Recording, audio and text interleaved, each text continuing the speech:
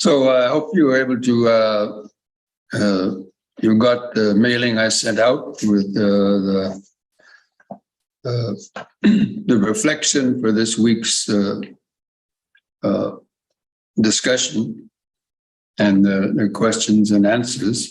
Now, before we get into that, the instructions to Bahia, there was one email question that came in by email.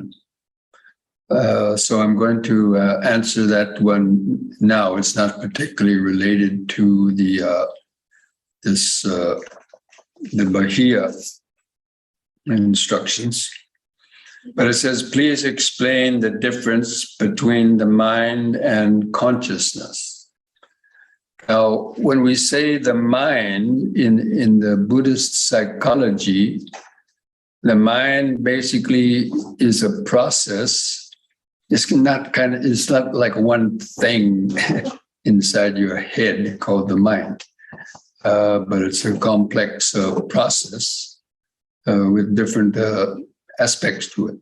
Now, primarily the consciousness is kind of like when we say the mind, consciousness is the main knowing faculty that enables us to experience the world. But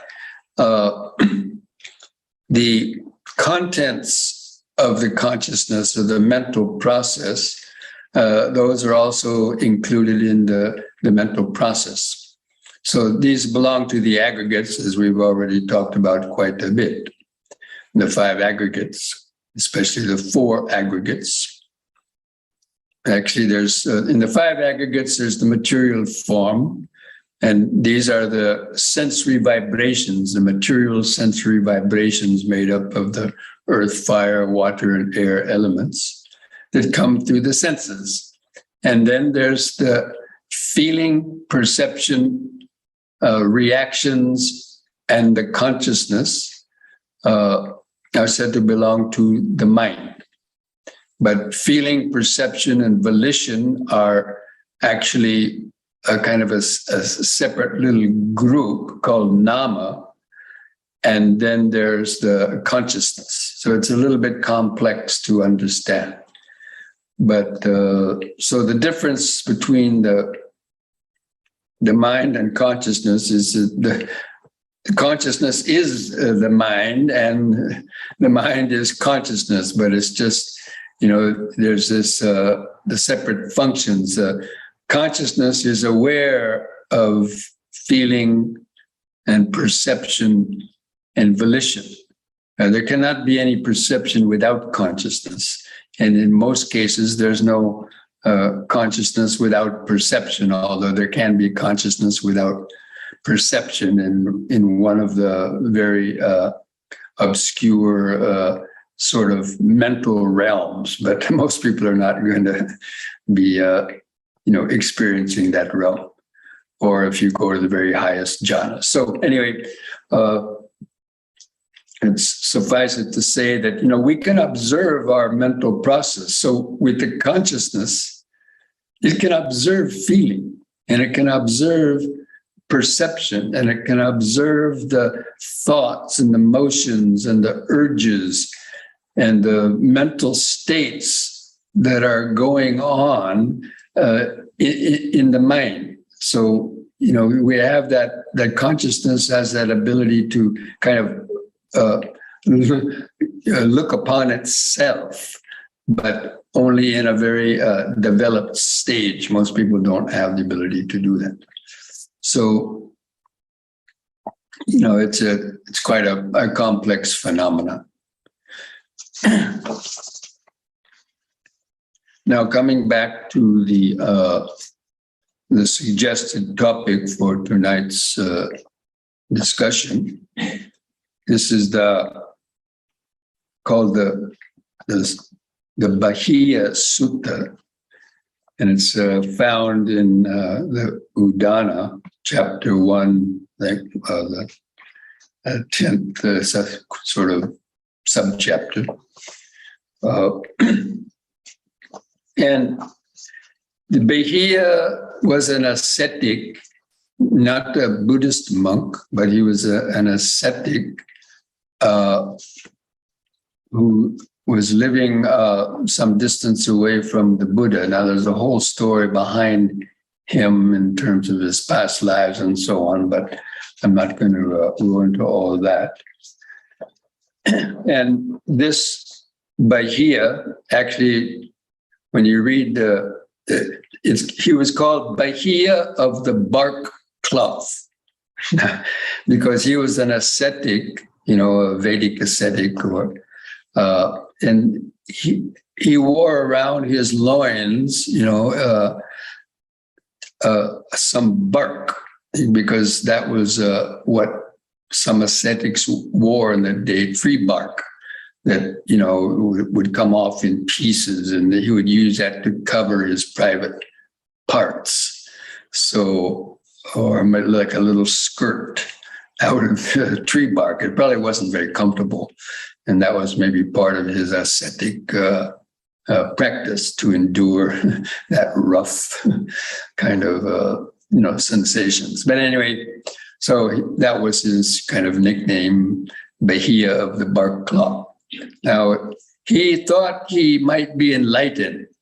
He was very disciplined and observing ascetic practices, and he thought he was enlightened, but then at some point he kind of had some doubts. And then some other disciples that he had, or some other ascetics that he was hanging out with, told him that, no, you're not enlightened.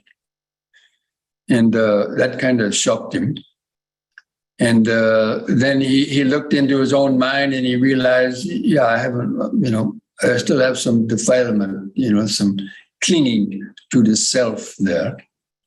So he asked, who can show me the way to enlightenment? And so they told him about the Buddha, and he was living a long distance away, I think. So this ascetic wanted to go and find the Buddha to get instructions directly from the Buddha, because also this ascetic had a premonition that he may not live very much longer. So he really hoped to attain full liberation before he died. So that is sort of the context in which this Bahiya went to seek out the Buddha. So he came to Savatthi, where the Buddha was staying. And first he went to the monastery and inquired for the monks, where can I see the Buddha? Where, I need to meet the Buddha. They said, well, the Buddha has gone out in the village for collecting alms. And so this is not a good time to go and see him now, because he's on his alms round. But they told him, if you come back in a couple of hours and after he's eaten, then you would be able to see him. He says, no, I have to go see him, quickly. So he went into the village and found the Buddha walking down the street.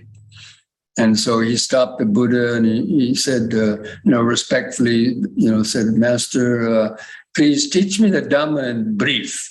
Just teach me the Dhamma in brief, so I may, practice resolutely and make progress in the Dhamma.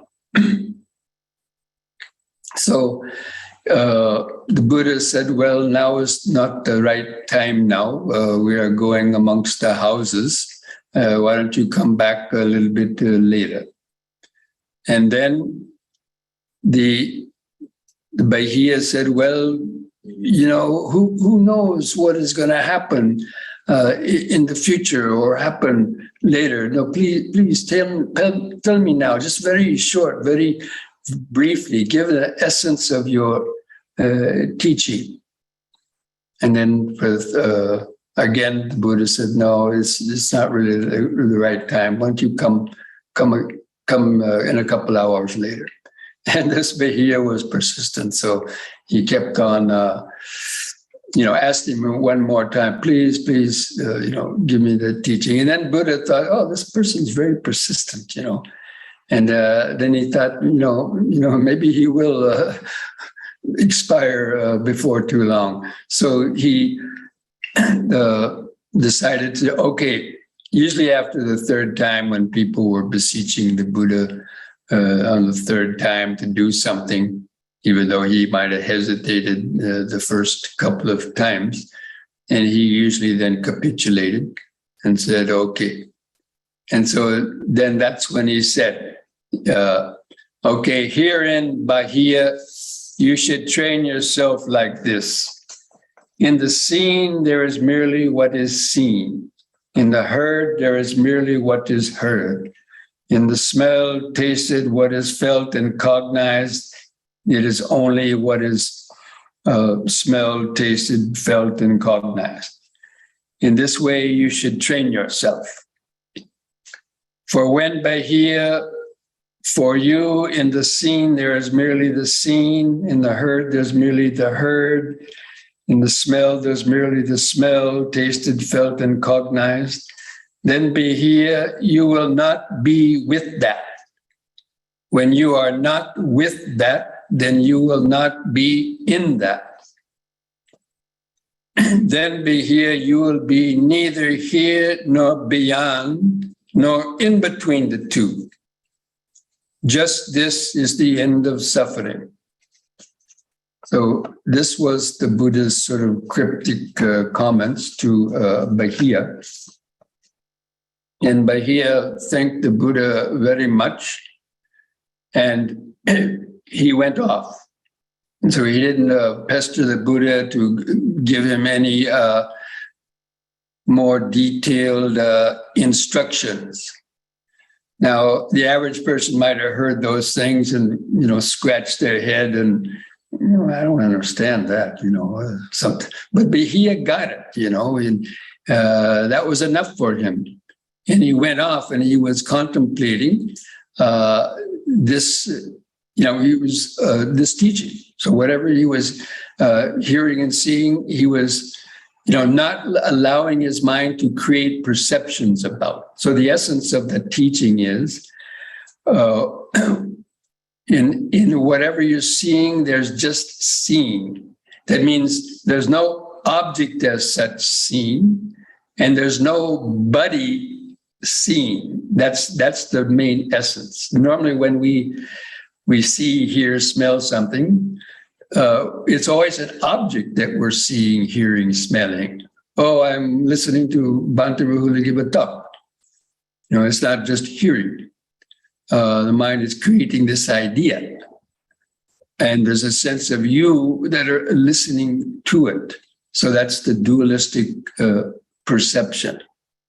So in this training is a way of short-circuiting that dualistic perception, not allowing the mind to go on to perception and volition.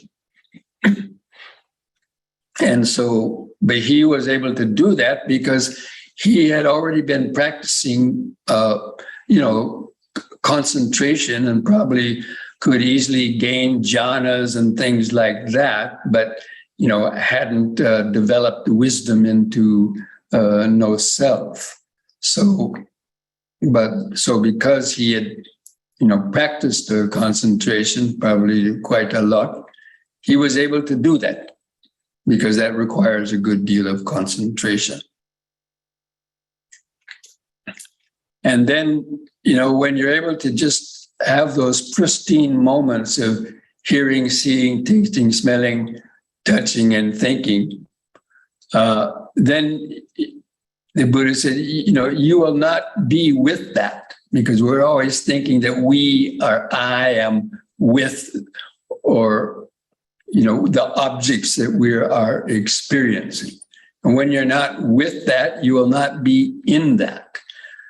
And so that means a total, complete detachment from any type of involvement with these objects that are coming through the senses. That means there's no remembering the past or future connected with these objects, no memories coming up about the objects. It's just the pure sensory consciousness itself, just a pure sensory sort of vibration. So the consciousness is there. Now, this is an example of having the consciousness, but not the perception and the volition.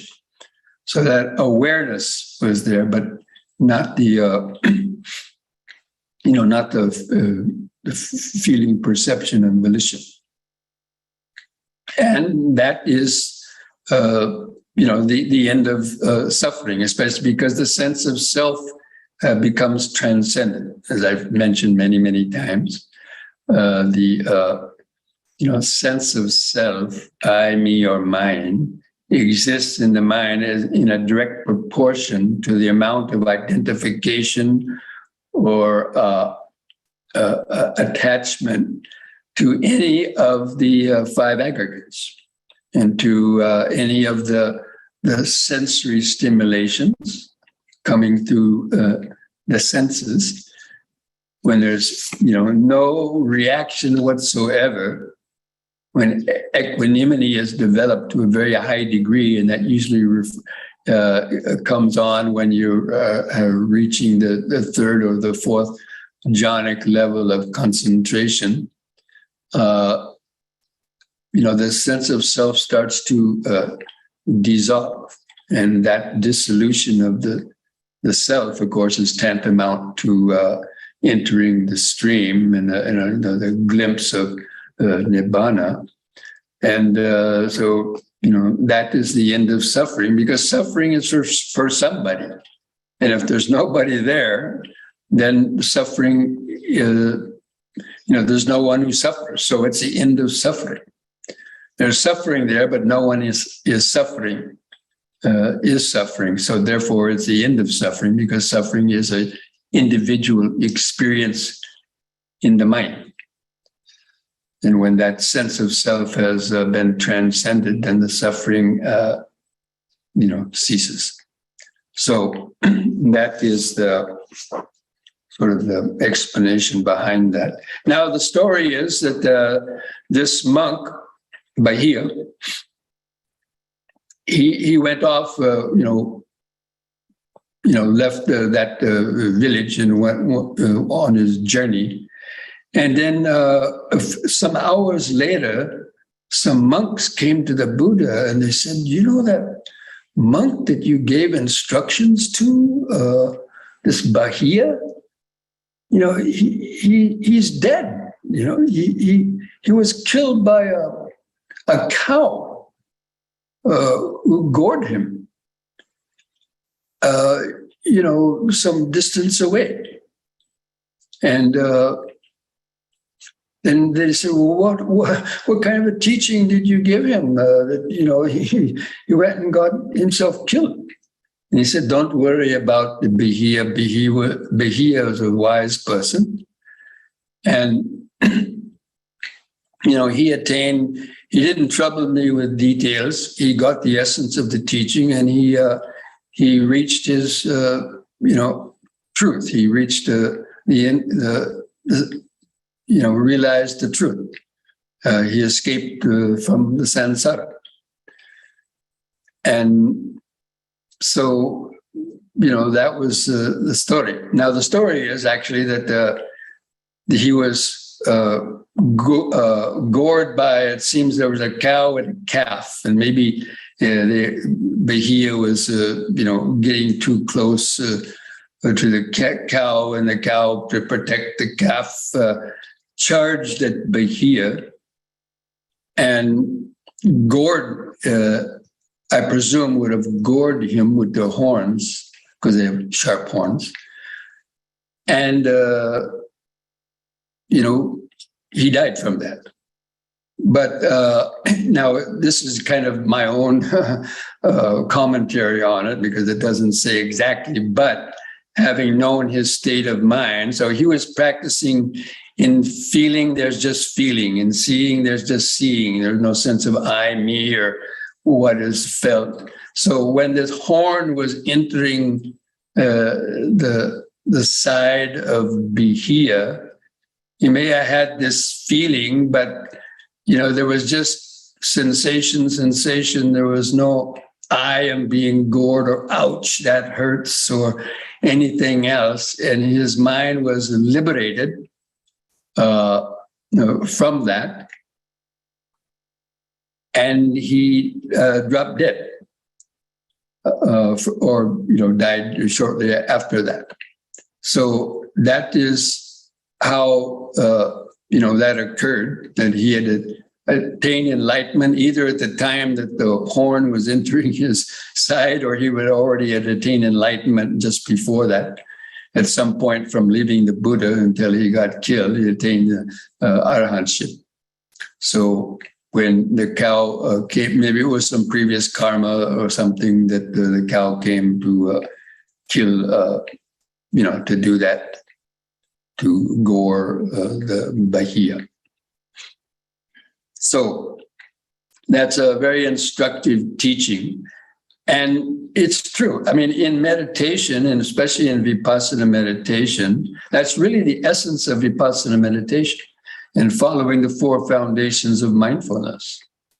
That, we train ourselves to first gain becoming grounded, centered, and ideally gaining some jhanas by using mindfulness of breathing and mindfulness of the body, and developing our moment-to-moment attention, and developing our, observing the perception of impermanence and, feelings and mental states and the five aggregates as you develop the Dhammanupassana and so on.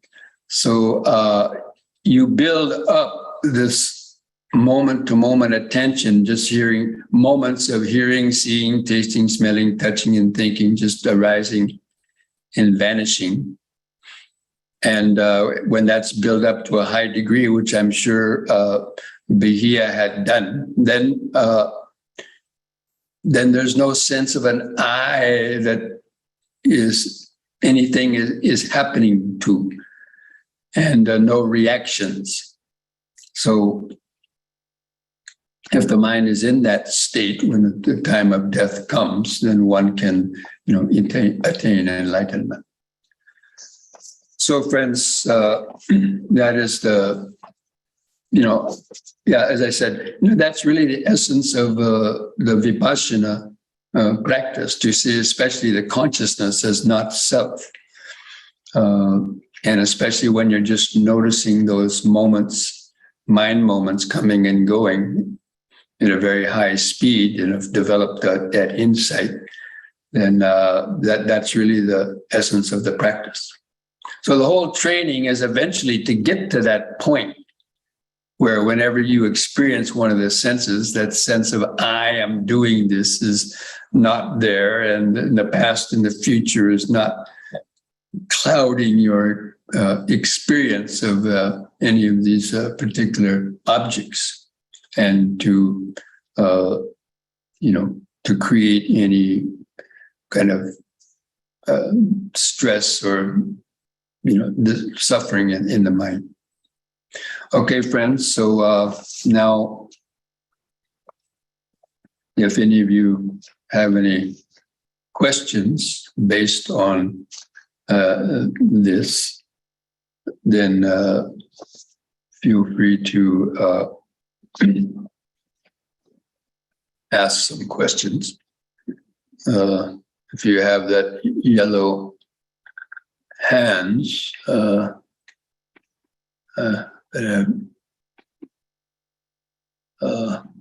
I can't see all those. And if anybody puts up a yellow hand, but somebody could unmute themselves and ask a question if you have a question, please.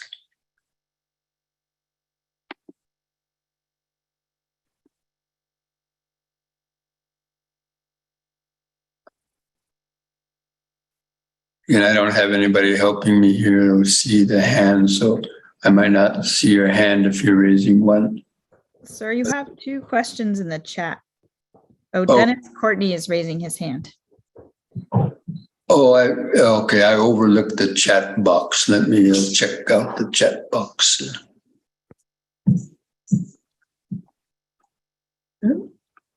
What happened to my chat box? I can't see my.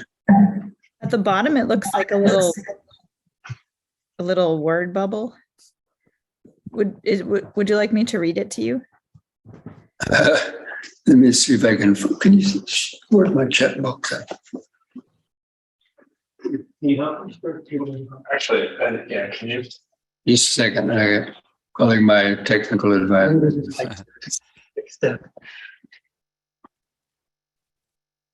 It used to be always right there. Yeah, it's just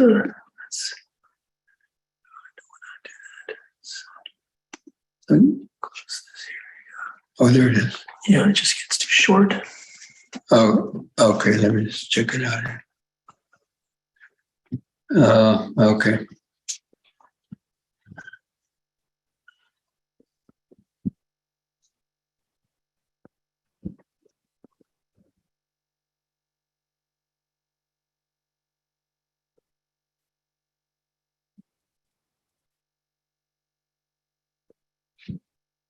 Somebody put up the whole Bahia Sutra. So if you're interested in reading the rest of that description of Bahia, you can read those.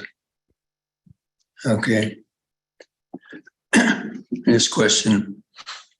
Regarding neither here nor beyond nor in between the two, question is between the two, a fully present now moment.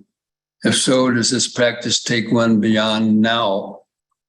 Well, I think, when the Buddha is giving these statements like there's neither here nor beyond nor in between the two. There's also another statement when he said there's no going, no coming, no standing still.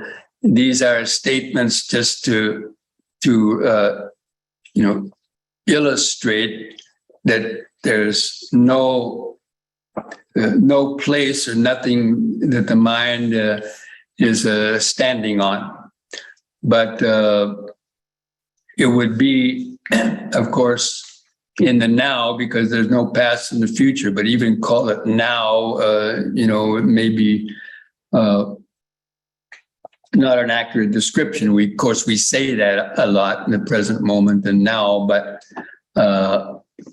it's very difficult to try for the English language to find a word in English language that would appropriately describe that state of the Nibbana element.